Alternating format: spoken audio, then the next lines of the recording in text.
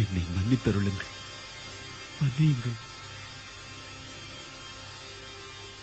விஸ்வமூர்த்தியே, அந்தமற்றவரே, நாராயணரே, அன்பின் கடலே, ஒரு நண்பன் நண்பனை, தந்தை மகனை தவிர பகவான் ஒரு பக்தனை மன்னித்து அருள்வது போல் தயவு கூர்ந்து என்னை மன்னித்தருள வேண்டும், என்னை மன்னித்தருள வேண்டும்.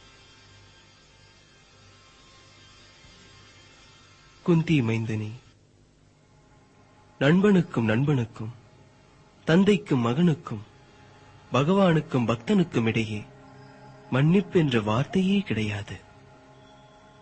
இவ்வுறவுகளின் ஆதாரம் யாதெனில் அன்பு, ஸ்ரத்தை, பக்தி. மய்யாவேஷ்ய மனோயே மாம் நித்யயுக்தா உபாசதி ஸ்ரத்தையா பரயோபேதாக தேமே யுக்த தமாமதா. எவன் எமது பக்தனோ, என்றும் என் மீது லயித்துள்ளானோ, அவன்தான் என்றும் எம்மையே நினைத்துக் கொண்டிருப்பவன். எம்மை முழு ஸ்ரத்தையுடன் எவன் உபாசிக்கின்றானோ அவனே சிறந்த யோகி.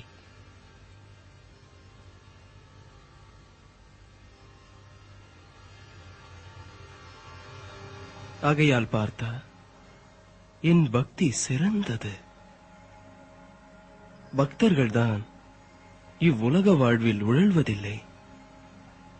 என்னில் பார்த்தா ஊர்த்வமூலம் அதஷாக்கம் அஸ்வத்தம் பிராஹுரவ்யயம் சந்தான்சி யஸ்ய பர்ணானி யஸ்தம் வேத ச வேதவித். பார்த்தா இந்த உலகம் ஒரு வகையில் ஆலமரத்திற்கு நிகர். அதன் வேர்கள் மேல் நோக்கி உள்ளன, ஆனால் இலைகள் கீழ் நோக்கி. வேதங்கள் இவ்விருட்சத்தின் இலைகள். இதை அறிந்தவர்கள் யார் என்று அறிவாயா? வேதத்தின் பொருளை அறிந்தவர்கள். இவ்விருட்சத்தின் கிளைகள் மேலே கீழே எத்திசையிலும் வளர்ந்துள்ளன. அந்த மரத்தை வளர்த்து வருவது இயற்கையின் 3 குணங்கள்: சத்துவகுணம், ரஜோகுணம், தமோகுணம். இதன் வேர்கள் மனித சமுதாயத்தின் அடித்தளத்தை நோக்கி வளர்ந்துள்ளன. இந்த விருட்சத்தின் உண்மையான உருவை புரிந்து கொள்வது இவ்வுலகில் நடக்காது பார்த்தா. ஏனெனில் இதை யாரும் அறிய இயலாது. அதாவது இந்த விருட்சத்தின் ஆதி, அந்தம், ஆதாரம் என்ன, எங்குள்ளது என்று.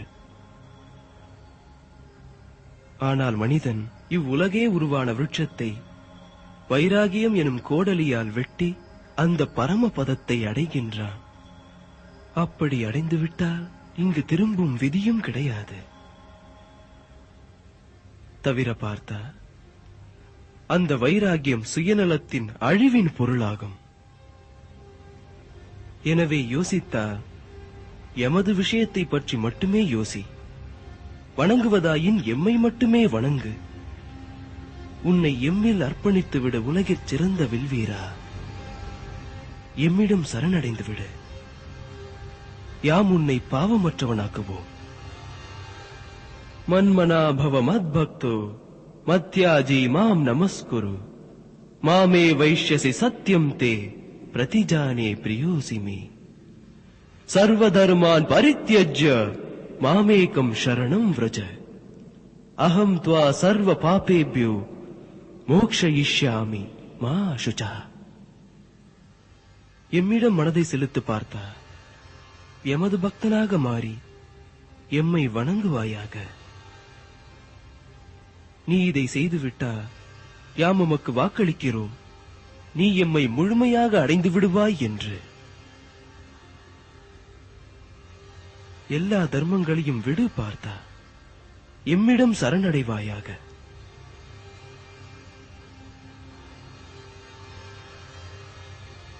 யாம் உம்மை எல்லா பாவத்திலிருந்தும் விடுவிப்போம். ஆகையால் சோகமடையாதே தனஞ்சயா, சோகமடையாதே. என் பிரியனே, என் பக்தனே, யாமே கர்மம், யோகம், பக்தி, ஞானத்தின் ஆரம்பமும் முடிவும் இலக்கும் ஆவோம். ஆகையால் யோகியைப் போல நிஷ்காம கர்மம் செய்.